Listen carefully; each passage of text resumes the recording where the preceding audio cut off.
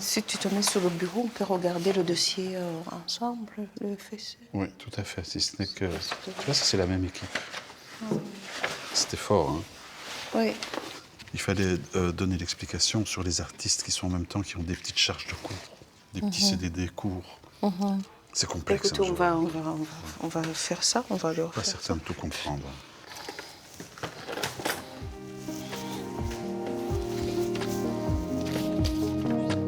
Je m'appelle Providence Uwindekirwaitare.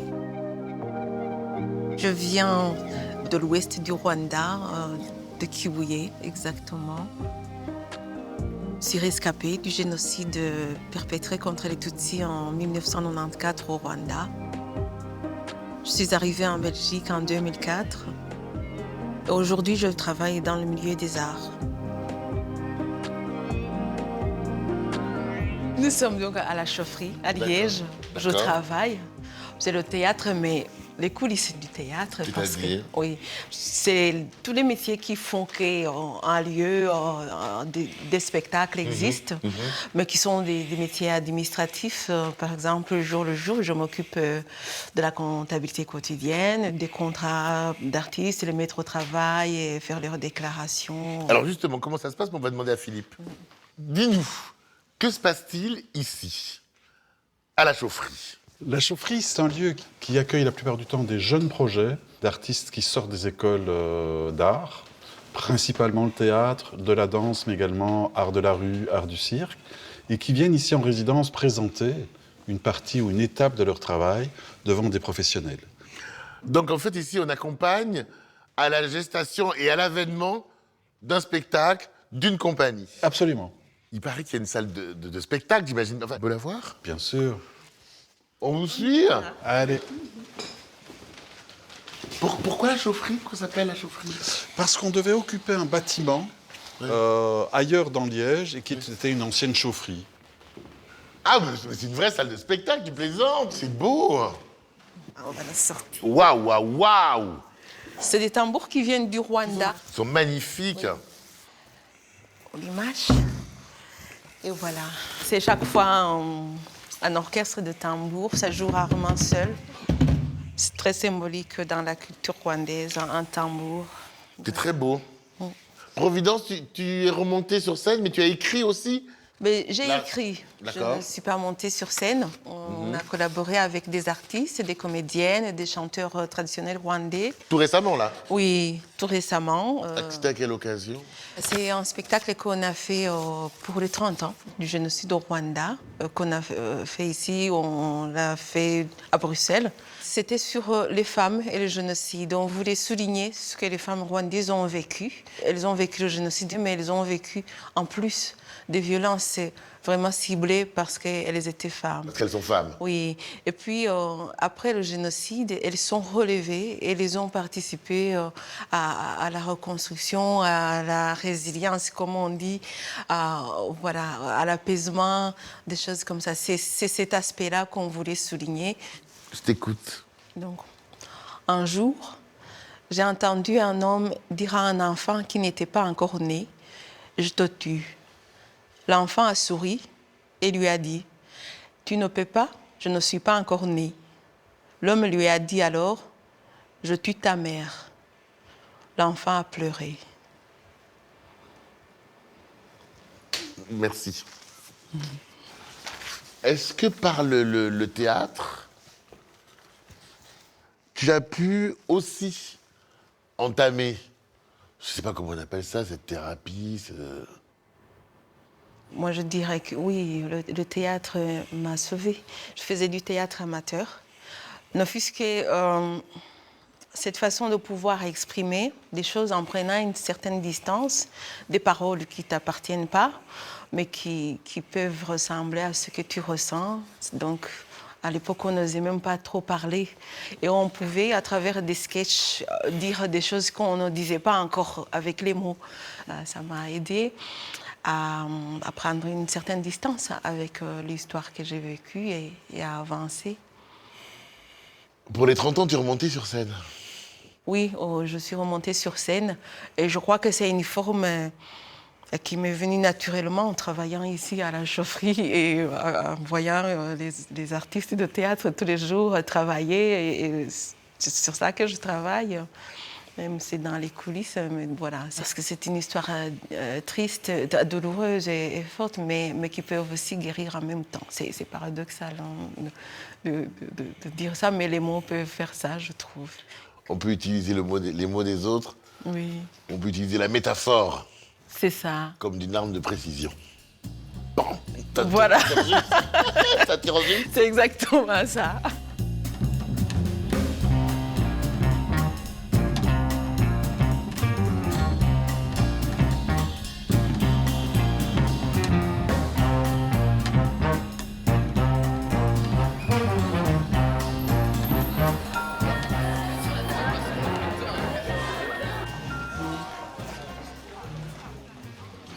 Voilà, tout le monde est là. Alors bonjour Providence, on va commencer cette rencontre. Bonjour Anne. Bonjour à tous. C'est son témoignage qui va incarner le cours d'histoire que je vous ai donné pendant les heures de cours qui ont précédé. Providence, je te laisse la parole. Merci Anne.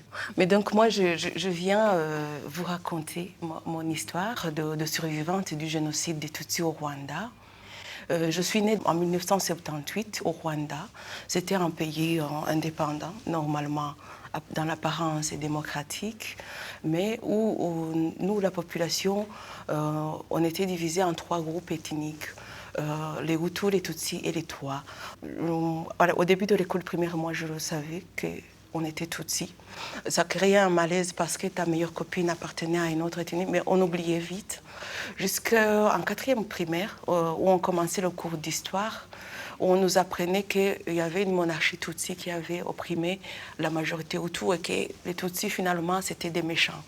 À cette époque-là, les Tutsis étaient une minorité, ils n'avaient pas de pouvoir, ou ils ne participaient pas tellement au pouvoir. Et là, à partir de 1990, les Tutsis qui vivions au Rwanda, on a vécu l'enfer, en fait. Le racisme s'est multiplié par 10 fois. En avril 1994, il y a eu cet attentat contre le président du Rwanda qui rentrait de Tanzanie. Son avion a été abattu. Et cette nuit-là même, le génocide a commencé. On nous disait en même temps, il faut vous rassembler à l'église ou au stade. Nous, on est allés à l'église avec mes soeurs et mes frères et ma tante, notre tante. On y est resté jusqu'au 17 avril, mais on était 10 000 personnes, donc tous les Tutsis des environs se sont rassemblés là. Pendant qu'on était là, nos maisons ont été détruites, ont été brûlées et on voyait que les gens pillaient nos biens avant de partir. C'est les civils qui ont exécuté le génocide. Nos voisins étaient là derrière avec des machettes et ils ont coupé. On nous a tués dans cette église. C'est ça que je voulais vous raconter, comment une exclusion banale peut arriver à un génocide. Mais donc, si vous voyez les extrémismes monter, pensez un peu à ce que ça peut devenir. Qu'est-ce que vous ressentez vis-à-vis de vos voisins qui sont mis à tuer des gens que vous connaissiez alors que vous ne les pensiez pas comme ça? Je le trouve pathétique. Parce que c'est comme s'ils n'avaient pas pris la mesure de ce qu'ils nous avaient fait. Parce que je pense que mes voisins ont perdu beaucoup en devenant des tueurs ou en portant ce cachet, même ceux qui n'ont pas tué, en portant ce cachet de tueurs. Comment est-ce que vous avez vécu la transition du avant et puis du pendant? Est-ce que vous y étiez, entre guillemets, préparés? Est-ce qu'il y avait une certaine forme de solidarité parmi les victimes ou c'était plus chacun pour soi? Comment vous avez pu vous reconstruire après le génocide? Quoi qu'on traverse, il y a une force positive toujours. Si j'échoue, si je ne vis pas dignement, c'était une pression énorme. On va croire que voilà, ma famille a été effacée, même la fille qui a survécu, elle n'y arrive pas, quoi. Il y a un mélange de tout. Et puis on rencontre des gens bien. Et on se dit, oui, tout n'est pas noir, en fait, dans la vie.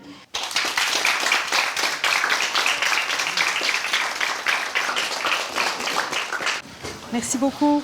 Merci, Anne. Au revoir. Qu'est-ce qui se passe quand on te demande de venir en milieu scolaire témoigner de ce qui est le drame de ton histoire et de ta vie? Je me pose toujours la question, à quoi ça sert de raconter ça à ces jeunes-ci en 2024, à des milliers de kilomètres. Mais à partir du moment où j'ai compris que c'était important, qu'ils gardaient ça en tête pour ce qu'on est en train de vivre ici aujourd'hui, maintenant, en Belgique, en Europe, pour leur vie de demain, leur avenir, que cette histoire-là, c'est important de la garder en tête. Ils avaient quel âge, ceux qui étaient là aujourd'hui? 17-18 ans. C'est ça. Oui. Comment on prépare à ce témoignage? L'idée, c'est vraiment de permettre à des jeunes d'incarner justement l'histoire dans des lieux et dans des rencontres. Le danger pédagogiquement, c'est de leur transmettre la patate chaude. Et volant dans la figure, tu vois, les images chocs, les récits les plus trash, tu vois ce que je veux dire? Ça, pédagogiquement, ça n'a aucun intérêt. Et ça n'a aucun sens pour les jeunes non plus. Qu'est-ce qu'ils peuvent faire avec tout ça? Oui. C'est pour ça qu'elle vient, parce qu'à la fois, il y a une histoire, mais il y a aussi ce qui s'est passé après. Il y a ta reconstruction, il y a ton histoire, il y a ta famille, il y a tout ce que tu fais. Et ça, c'est le double intérêt, je pense, vraiment, de t'entendre.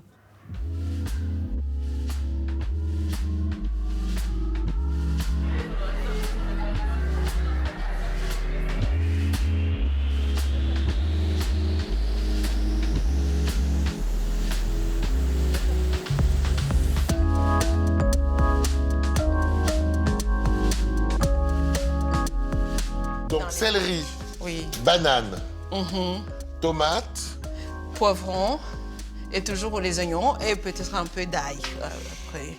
ça c'est notre bonne vieille banane qu'on nous met dans le cartable pour aller à l'école. C'est ça. En Europe. Et celui-ci, c'est un féculent pour moi. Donc tu la cuisines de façon salée. Oui, c'est salé. Comme Est-ce ça que tu as déjà épluché une banane Moi verte? jamais de la vie. Je peux te montrer. Il y a 2 méthodes, mais c'est plus facile de l'éplucher. De l'éplucher parce que c'est Oui, vraiment oui. collé. Oui, oui. Mais à la campagne, moi, quand j'étais petite, on le faisait à la main comme ça. Mais il faut avoir des ongles, quoi, pour faire ça. Ah bah tu y arrives très bien, dis donc. Oui, voilà. Et là, on est sûr qu'on enlève que la peau, on ne prend pas de la chair. C'est ça, le système de mon enfance, en tout cas. Ah mais c'est super dur. C'est dur. Il faut vraiment l'avoir fait souvent. Oui, le couteau est plus facile. Hein. Avant, ça a été quoi ton enfance? Mais j'ai eu une enfance heureuse. C'est facile à dire. Quand on a traversé un malheur, on a toujours... En comparaison, on a eu une enfance heureuse. Oui. Tu as vécu toujours au même endroit? Au même endroit, oui, oui. À l'ouest du Rwanda, sur le lac Kivu. D'accord. Et ça s'appelle? Ça s'appelle Kibuye. Kivuye. Oui, oui. Tu vivais avec qui?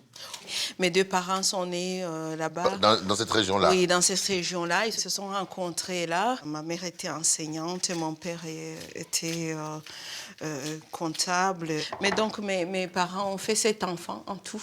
Ah oui, quand même. Oui, oui. J'avais 3 frères et 3 sœurs. Moi, j'étais 3e. Voilà, on a vraiment eu une enfance... j'ai pas eu une enfance malheureuse. Tu es allée dans quelle école? Dans quel type d'école? L'école publique. Il y avait quelle école publique? Oui, quelle école publique. Et tu étais bonne élève? J'étais bonne élève. T'en étais sûre? J'ai eu les notes qu'il fallait pour aller à l'école secondaire. Et puis, et même aller à l'université, j'ai eu les points. Donc voilà. Tu sais qui va nous donner aucun point?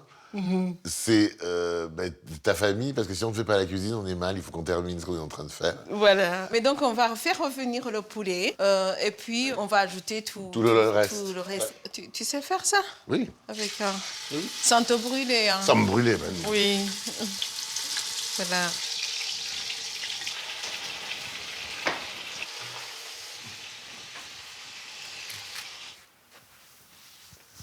On va pouvoir mettre la banane et qui cuit moins longtemps.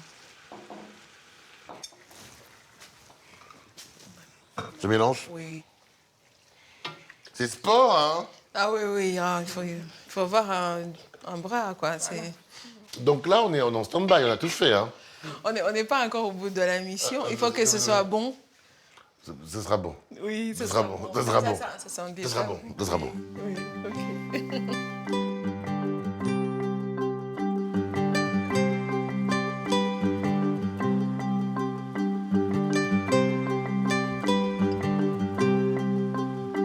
Est-ce qu'il t'est resté une photo d'avant les 16 ans? Est-ce qu'il t'est resté une image? Est-ce qu'il t'est resté un objet? Est-ce qu'il t'est resté quelque chose? Oui.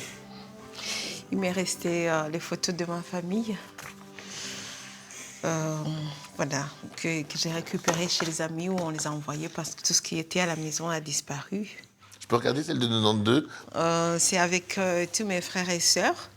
Alors, je vais essayer de te Oui. trouver. Je pense que tu es là. Non. Non, t'es trop Mais grande, on là. nous rasait la tête, hein, donc les garçons. Ah, les garçons et les filles. Alors, attends, bouge pas, bouge pas. C'était un lait? Oui, non, ça c'est moi. Ah, Ça va incroyable. pas, oui. Là, tu fais vraiment garçon. Alors, ça c'est encore les deux 92. grands. Ça c'est ma grande sœur et mon C'est quoi? grand frère. Non, C'est non. les deux qui venaient juste avant moi. Il s'appelait comment, lui? Il s'appelait Prudence et Marie-Jeanne. Et Marie-Jeanne.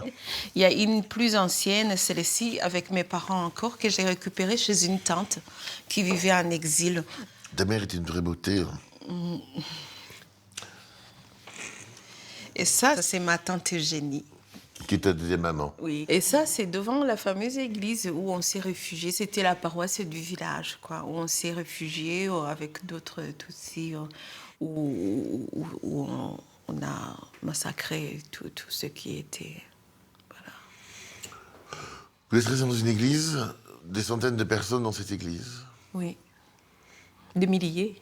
Des milliers. Le massacre commence à quel moment et comment? De quelle manière? Le 17 avril, on voit dès 9h du matin, au rond-point, une masse de civils, et les voisins, ce qu'on on pouvait reconnaître, ce qu'on Aisément, connaissait. qu'on connaissait. Oui, sauf que sur la colline d'en face, il y a des militaires, des armés, des mitrailleuses qui tirent. Les hommes ceux qui étaient devant commencent à tomber, jusqu'à ils arrivent à l'entrée de l'église, ils lancent les grenades dans l'église, où les femmes s'étaient rassemblées avec leurs bébés à l'hôtel en croyant que personne n'allait oser les tuer. Oser rentrer dans l'église Oui. et les tuer dans Et l'église. les tuer dans l'église. Tout le monde court dans tous les sens. Là-bas, attrape qui attrape, les grenades attrapent qui les attrape. Et puis les civils derrière, ils se mettent à découper. Alors, on ne savait plus se défendre. À la fin de la journée, il y avait plus personne. Tu es où, toi? Je suis cachée dans une rigole d'évacuation d'eau qui était couverte avec un béton. J'attends, et je sors de cette rigole vers 20h du soir. Et quand je sors, il n'y avait plus que des cadavres. Et le lendemain matin, très tôt le matin, sur le lac, il y a des petites pirogues des gens, des pêcheurs ou des tueurs. Tout le monde était devenu... Les pêcheurs étaient devenus des tueurs. La population civile était devenue des tueurs qui sont sur le lac. À 5h du matin, ils commencent à siffler en disant... Il y a encore des gens vivants à l'église. Ils me trouvent, moi et d'autres. Et moi, je reçois un coup de gourdin sur la tête. Et c'est une chance parce que il y avait plusieurs tueurs. Il y en avait qui avaient des machettes et des choses. Et celui qui me tue, il a un gourdin. Je m'évanouis, je tombe dans le vape. Ça, c'est le matin du 18, le lendemain de la tuerie. Mais il y avait des religieuses qui avaient été épargnées, qui devaient rejoindre un couvent. J'arrive dans ce couvent, mais très vite, ils me mettent dehors, dans la nature, parce qu'il y avait des fouilles et ce n'était pas permis de cacher des Tutsis. Mais je reste dans les buissons du couvent jusqu'au mois de juin. Et en mai, vers mai, on entendait que les Français devaient venir. L'opération turquoise qui vient, il ne vient pas pour sauver les Tutsis, il vient d'abord pour protéger ces religieuses-là. Voilà, des expats. C'était aussi, je pense, dans leur mission. Et puis, ils se rendent compte qu'il y a un génocide qui est en train de se commettre, d'être commis par les gens qui les accueillent en héros.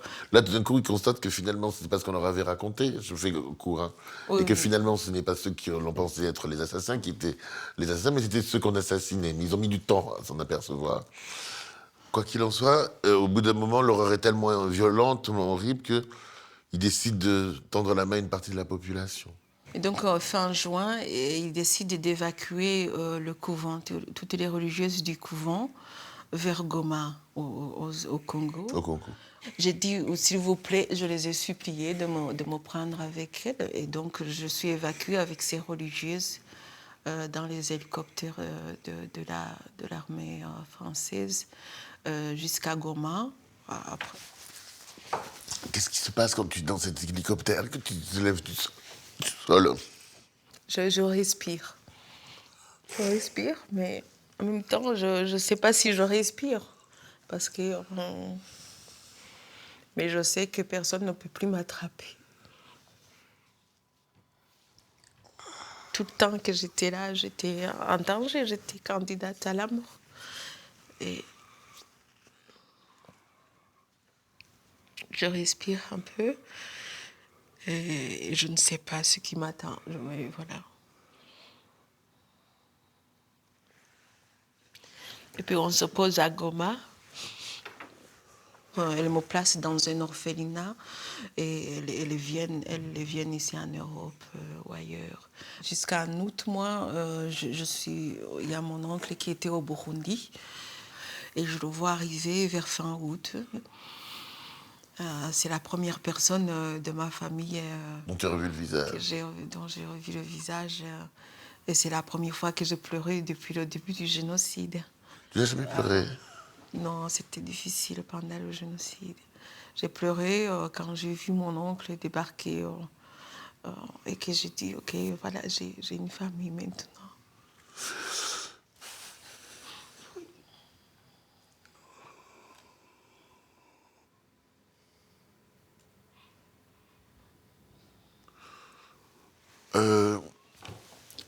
Donc il t'a pris la main, tu l'as embrassé.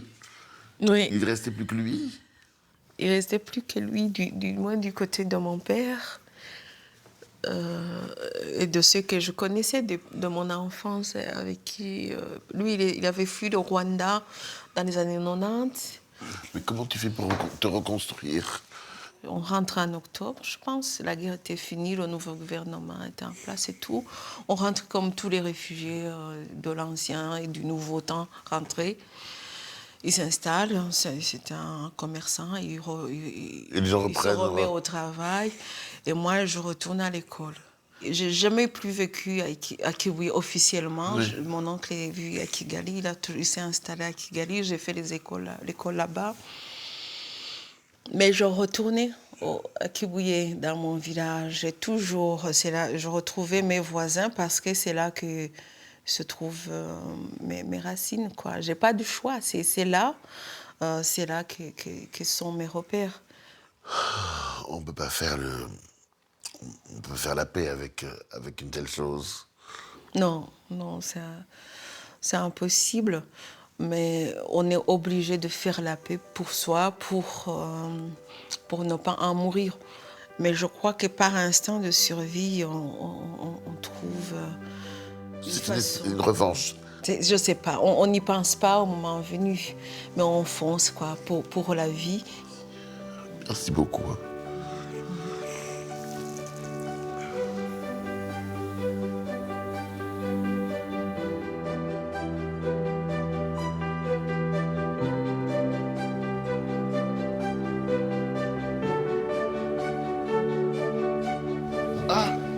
Est-ce qu'on a des cuillères? On a des cuillères de service là. Qu'est-ce qui a fait tout ça? C'est une coproduction. Voilà. Philippe, oui. Voilà un mot avec qu'on aime bien Philippe. chez nous, une coproduction. Oui. La tomate crevette, c'est spécialement Philippe qui l'a faite. Donc, J'ai l'impression que vous êtes en coproduction depuis longtemps tous les deux. Est-ce que vous vous rappelez la première fois où vous êtes rencontrés? C'était à Kigali. lui, c'était à Kigali. Pour le travail, on avait... Toutes les deux, vous êtes des Rwandais? Non, on est toutes les deux. Non, elles sont Ici. nées, oui, elles sont nées en Belgique, mais on rentrait régulièrement au Rwanda. On D'accord. avait une maison à Kigali jusqu'en 2010, et là, ce n'était pas possible, quoi, avec les études des enfants, avec le travail et tout. Bon. Quand j'ai rencontré Providence, elle travaillait en tant que comédienne à la radio. Une belle voix de la radio. Une belle voix de la radio. C'était un feuilleton qui passait à la BBC en Kinyarwanda.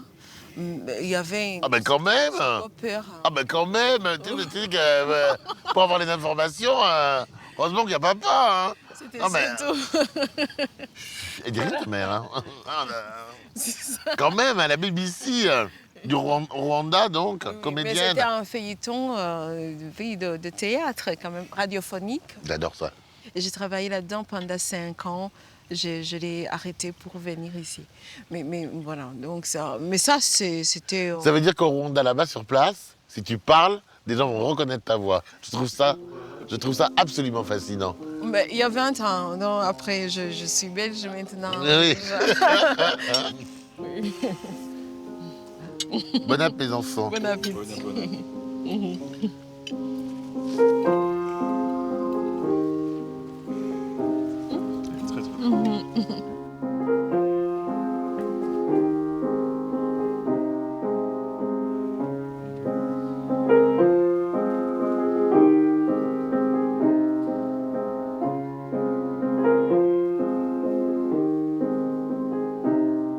À nos passés, aux nouveaux horizons qui s'ouvrent, rassemblants et bienveillants. Longue vie à Rassemblance. Providence.